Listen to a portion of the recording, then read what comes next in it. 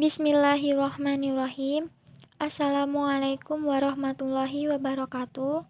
Perkenalkan, nama saya Mita Fitri Nur Aini dari kelas Akuntansi Syariah 2D dengan NIM 195221154.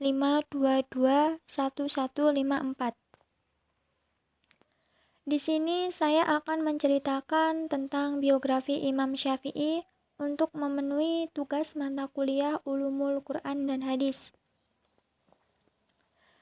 Langsung saja, Abu Abdullah Muhammad bin Idris Asy-Syafi'i Al-Muthalib Al-Quraish atau singkatnya Imam Asy-Syafi'i adalah seorang mufti besar Sunni Islam dan juga pendiri mazhab Syafi'i. Imam Syafi'i juga tergolong kerabat Rasulullah. Ia termasuk dalam Bani Muthalib, yaitu keturunan dari Al-Muthalib, saudara Hashim, yang merupakan kakek Muhammad. Imam Asy-Syafi'i lahir di Gaza, Palestina pada bulan Agustus dan meninggal pada 20 Januari 820 Miladiyah di Fustat, Mesir. Agamanya Islam, era zaman keemasan, aliran Sunni Syafi'i, minat utamanya fikih, dan gagasan pentingnya adalah evolusi fikih. Saat usia 13 tahun, Imam Syafi'i dikirim ibunya untuk pergi ke Madinah untuk berguru kepada guru besar Imam Malik. 2 tahun kemudian, ia juga pergi ke Irak untuk berguru pada murid-murid Imam Hanafi di sana.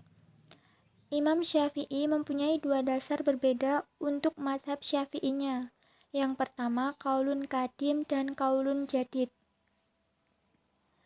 Sejarah kelahirannya, Idris bin Abbas menyertai istrinya dalam sebuah perjalanan yang jauh, yaitu menuju Gaza, Palestina, di mana saat itu umat Islam sedang berperang membela negeri Islam di kota Askalan. Pada saat itu Fatimah Al-Azdiyah sedang mengandung. Idris bin Abbas gembira lalu berkata, "Jika engkau melahirkan seorang putra, maka akan kunamakan Muhammad dan akan aku panggil dengan Asy-Syafi'i." Akhirnya, Fatimah melahirkan di Gaza dan terbuktilah apa yang dicita-citakan oleh ayahnya tersebut. Selanjutnya, masa belajar. Setelah ayahnya meninggal, sang ibu membawanya ke Mekah. Ia tumbuh besar di sana dalam keadaan yatim. Sejak kecil, Asy-Syafi'i cepat menghafal syair dan pandai berbahasa Arab. Saat belajar di Mekah, ia berguru kepada mufti di sana. Demi ia merasakan manisnya ilmu. Maka dia mulai senang mempelajari fikih setelah menjadi tokoh dalam bahasa Arab dan juga syairnya. Remaja ini belajar fikih dari para ulama di Mekah. Dia pun semakin menonjol dalam bidang fikih hanya dalam beberapa tahun saja. Saat belajar di Madinah, ia berguru fikih kepada Imam Malik bin Anas.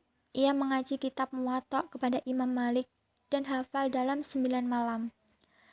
Guru yang paling dikaguminya adalah Imam Malik bin Anas, kemudian Imam Sufyan bin Uyainah. Saat belajar di Yaman, ia sempat bekerja sebentar di sana, dan dia mendatangi sederet ulama seperti Hisyam bin Yusuf Al-Qadli dan masih banyak lagi untuk melanjutkan ilmiahnya ke kota Baghdad di Irak. Di kota ini dia banyak mengambil ilmu dari Muhammad bin Al-Hasan, seorang ahli fikih di Irak. Saat belajar di Mesir Imam Syafi'i bertemu murid Imam Malik, yaitu Muhammad bin Abdullah bin Abdul Hakim. Kemudian dia pindah ke Mesir tahun 200 dan menuliskan mazhab barunya, yaitu Qaulun Jadid. Yang sebelumnya di Baghdad, Imam Syafi'i menulis mazhab lamanya, yaitu Qaulun Qadim di sana. Dia wafat sebagai syuhadaul ilmi di akhir bulan Rajab. Selanjutnya ada karya tulisnya. Yang pertama ada Ar-Risalah. Salah satu karangannya adalah Ar-Risalah, buku pertama tentang usul fikih, dan kitab Al-Um yang berisi mazhab fikihnya yang baru. Yang kedua ada mazhab Syafi'i. Dasar mazhabnya adalah Al-Quran, Sunnah, Ijma, dan Qiyas. Dia juga mempunyai beberapa murid yang umumnya menjadi tokoh dan pembesar ulama dan imam umat Islam. Yang pertama ada Ahmad bin Hanbal, ahli hadis, ahli fikih, imam ahlu sunnah. Yang kedua Al-Hasan bin Muhammad. Yang ketiga Ishaq bin Rahawayh. Yang keempat Sulaiman bin Dawud. Yang kelima Harmalah bin Yahya. Selanjutnya karyanya yang ketiga adalah Al-Hujjah yang merupakan mazhab lamanya. Dan selanjutnya Al-Um yang merupakan mazhab barunya. Dan di akhir hayatnya, pada suatu hari Imam Syafi'i terkena wasir. Wasir ini benar-benar menyiksanya selama hampir 4 tahun. Ia menanggung sakit demi ijtihadnya yang baru di Mesir. Selain itu, ia terus mengajar baik siang maupun malam. Pada suatu hari, Al-Muzani muridnya masuk menghadap dan berkata, "Bagaimana kondisi Anda, wahai guru?" Imam Syafi'i menjawab, "Aku telah siap meninggalkan dunia, meninggalkan para saudara, dan juga meninggalkan para teman." Setelah itu ia melihat di sekelilingnya seraya berkata, "Jika aku meninggal, datanglah kalian kepada wali, dan mintalah kepadanya untuk memandikanku." Setelah itu ia wafat. Imam Syafi'i wafat pada malam Jumat menjelang subuh pada hari terakhir bulan Rajab tahun 809 Miladiyah pada usia 52 tahun. Sekian yang dapat saya ceritakan tentang biografi Imam Syafi'i. Wassalamualaikum warahmatullahi wabarakatuh.